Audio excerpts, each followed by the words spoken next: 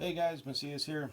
So now we're going to take a look at Chapter 5, Section 3, Changes in Supply. Back in Section 2, you guys looked at different production costs. So now we're going to take a look at changes in supply. Kind of like the culminating event here for Chapter 3. Alright, what actually changes supply? So we'll take a look at our three framing questions, just like we've done many times in the past. How do input costs affect supply? First of all, you guys will find out what inputs are. How can the government affect the supply of a good? The different ways that happens, and then other factors that can influence supply as well. Now, I do want you to go ahead and write this next part down, but as we progress through the lecture here, you guys have all the power here. You're able to pause it to make sure that you get down the stuff that you need to write down, and then proceed with the video. That's the cool thing about these video lectures now. Okay, so don't write these three framing questions down, but I do want you to write this next part down here. So what are some examples of inputs into production? Things that are needed to make really anything. So what are some inputs into production of any good, provision of any service? You come up with the idea. All right, so give me five to six examples of what you think are inputs. Okay, again, any kind of input, any kind of product. All right, it's just to get the brain going on this. All right, write these down in the body of your notes. Go ahead and pause the video lecture so that you can do that in your notes.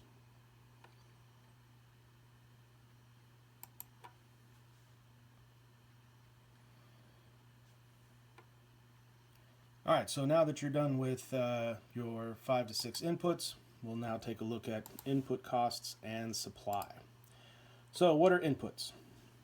Really, it's anything used in the creation of or manufacturing of goods and services. Okay, some common examples can be raw materials, machinery, labor, lots of different things. Okay, now some of the important things to remember here are that any change in the cost of an output, so any of these raw materials, costs of machinery, costs of labor. Remember, cost of labor can be big in itself, because you're paying people to work.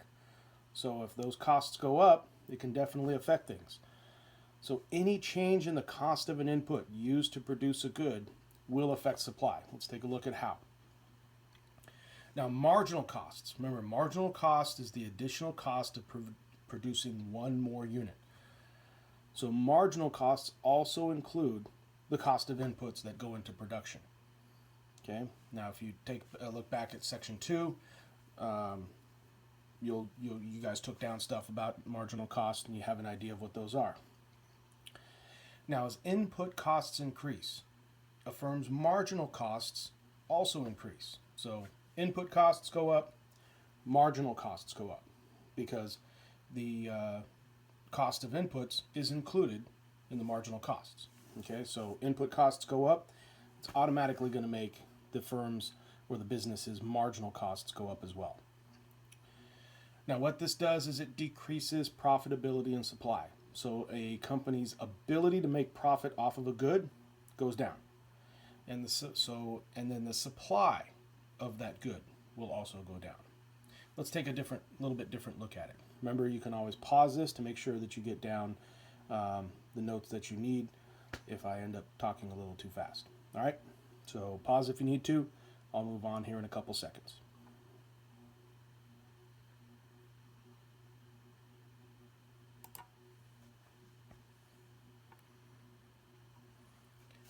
All right, so taking a little bit different look at the idea of input costs and marginal costs.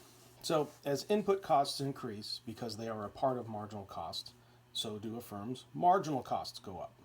Okay? What that does is it makes the firm's or the business's ability to make a profit, that goes down. Now, along with that, supply will go down. Why? Okay, well, let's think about it.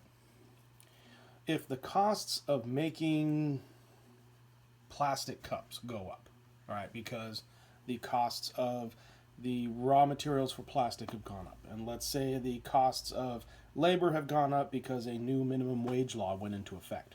Okay, as those costs go up, so do the firm's marginal costs. So the cost involved in making one more unit of a good, okay, those go up. The way this affects profitability is that if costs are going up, then that means the prices that they sell it at may not be able to go up. Okay? Because remember, always in the background, there's that idea of demand. Demand has to be there as well. So if costs go up and a firm cannot raise prices that they can sell at, then they're not making as much money off of the sale.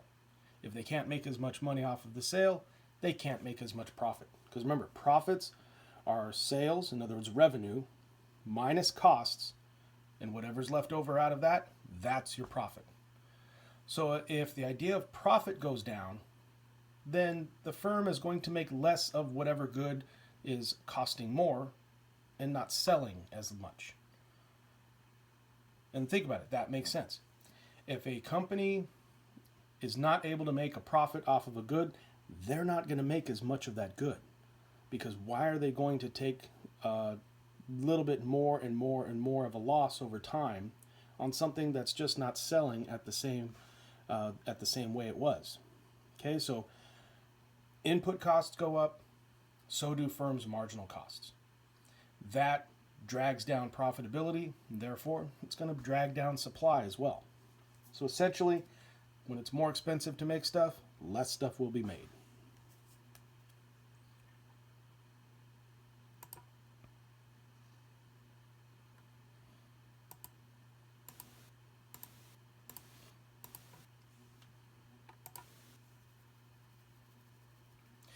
Now, on this one here, you're going to be copying down what's on the slide here. However, I'm going to have you leave some spaces here and there so that we can go over some of this stuff together in class. All right, so when a producer has no control over price, all right, prices are out of control. They've got to cut production. And we just saw in the last slide why that is, okay? They have to cut production. They don't supply as much because it's not as profitable. Okay, falling production means what? Now, kind of think in your head, law of supply. But leave yourself a blank in your notes right now so that you can go back and answer this together when we go over it together in class. Next, to avoid loss, firms will lower marginal cost until marginal cost equals and leave that part blank. Now, this little part is kind of a little bit of the review, or not the review, a review of some of the concepts from Section 2, because we're bringing some of those concepts in and we're melding them with stuff that we're learning now in Section 3. Okay? So make sure you leave yourself a blank so that we can go over that in class and you can fill it in properly. Now, input costs can also decrease. New technology can greatly decrease costs and increase supply. Okay, and think about it. If new technology comes into the picture and it decreases the costs, including input costs, then lower costs, same selling price, now we're starting to open up that margin of profitability. If something is more profitable, meaning that the company can make more money off of it, they're going to make more of it. It just makes sense. Basic law of supply. All right, now we will talk about milk and technology that's involved in that, but we will save that as well as what tech has helped the supply of milk. We'll go over that together as kind of like the discussion during class. All right, so just make sure that you have the stuff from this slide with all of the necessary blanks so that you can go back and fill these in when we discuss it in class. Pause if you need to. We'll move on here in a second.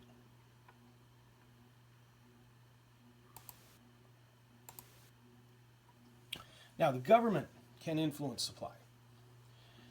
The government and companies do business. Many different kinds of companies do business with the government. Okay. Now, the government can either encourage, and I'm talking about the U.S. government. Government can either encourage or discourage entrepreneurs or entire industries by raising or lowering costs of production. Remember, costs of production are those costs involved in creating products or providing services.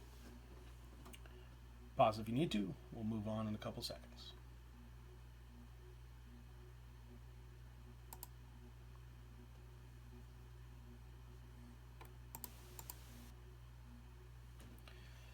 Now, one of the ways that government can influence supply is through what is called a subsidy.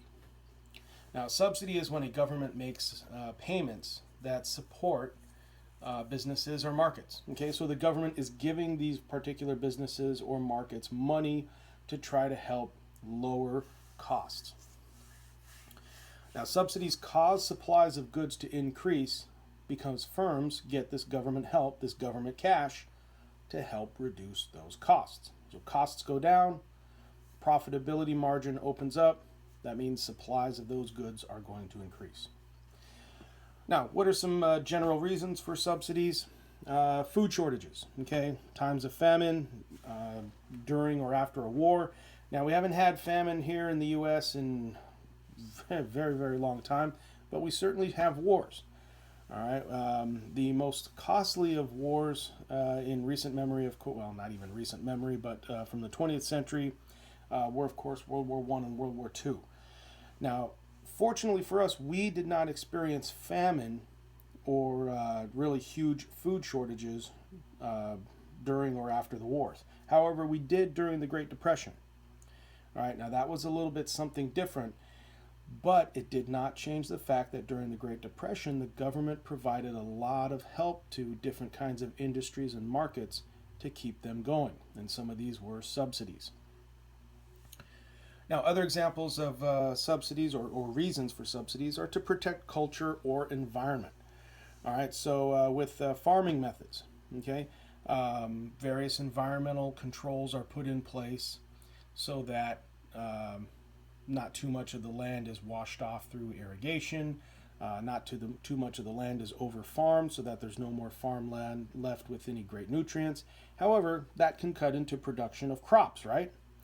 So the government subsidizes some of these farming markets so that even when there are low levels of supply because government puts some restrictions down, the government will also subsidize these markets or subsidize some of this farming by giving it direct cash to keep things afloat. There's lots of different ways that the government can come in and help out with things. We're just going over some of the real basic stuff here. Now, various countries, along with the U.S., subsidize entire industries like the airlines and the banks. That still goes on today. And the USA in particular subsidizes industries like farming, the aforementioned farming, banks, and as we all saw with the Great Recession, all right, a lot of housing lending banks or house lending banks, they were propped up by the government and subsidized at taxpayer expense, I might add. Again, pause to get down what you need. We'll move on in a couple seconds.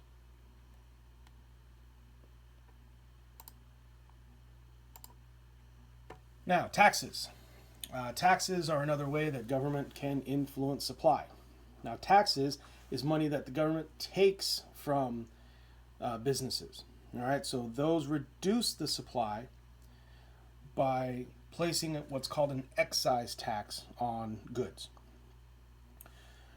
What these excise taxes do is that they make the costs of doing business more expensive. If costs are more expensive, prices don't increase. Now we have a smaller margin of profit, and so less of that good is going to be made. If it's more expensive to make that good, it's not making as much money in sales. Less of that good is going to be made. Now, with these costs of the taxes, it does get to a point very often where the supplier, in other words, the business, they just simply can't handle those costs and absorb them as part of doing business. They have to pass them on to the customer in the form of, you guessed it, higher prices, which is the reason why at the gas pump prices fluctuate so often, and they always seem to get higher and higher. Okay, gasoline is one of the most taxed goods in the entire state of California. All right, and that's why our prices fluctuate so much, is because there's so many taxes and government involved in gasoline. So we have a lot of passing on those additional costs to the customer in the form of higher prices. Other example of excise tax is a sales tax. All right, that we are all very familiar with. Most things, just about all things that we buy in the state, have a sales tax to them. That's an excise tax put on goods and services sold in California put on them by the California government.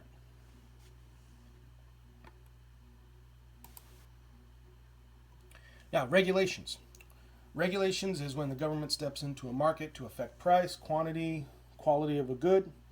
Okay, now when we were talking about subsidy earlier and the government, maybe you put some environmental protections or controls, okay, that's through regulation. Regulations are laws that the government puts on the books to limit the production or to slow down the process of a good, especially if that good over time has the potential to harm the environment, harm this, harm that, whatever it is. Okay, so regulations raise the cost of doing business. They raise the cost of inputs. They raise the cost of production. All right, so you guessed it, regulation is also one of those things that can decrease supply. Pause if you need to. We'll move on in a couple seconds.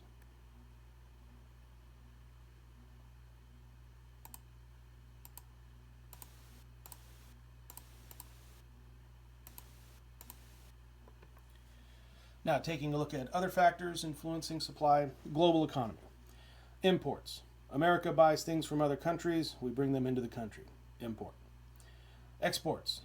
America sells things to other countries. All right, we make stuff here, we sell it to other countries. Export. They're all part of trade. Now, the supply of imported goods or services has an impact on the supply of some of those goods and services here in the U.S. For example, bean bags. Let's take bean bags from Norway. All right, let's say the USA is just importing lots and lots of bean bags from Norway. What that's going to do is that's going to decrease supply of domestic made bean bags, because of if those bean bags from Norway have a big demand, then the demand for American made bean bags is going to be a little bit less. Now, what the US can do to help out homegrown bean bags is that they can put what's called a tariff. It's another kind of tax on bean bags coming from Norway. That will make Norwegian bean bags more expensive, which will make the American made bean bags more attractive to buyers. If those attracted buyers come and buy more American bean bags, then we have an increase in sales, same cost same amount of costs, but now we have more bean bags being sold. It opens up that profitability. All right, so that's another way that the global economy and how even like government, because government has to put on the tariff, how government can influence supply. Pause if you need to. We'll move on in a couple seconds.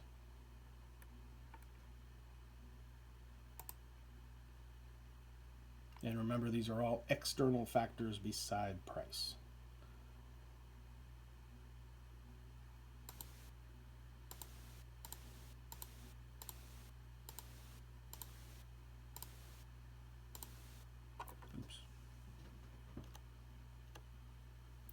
All right, some last parting notes on other factors influencing supply. Future expectations of prices.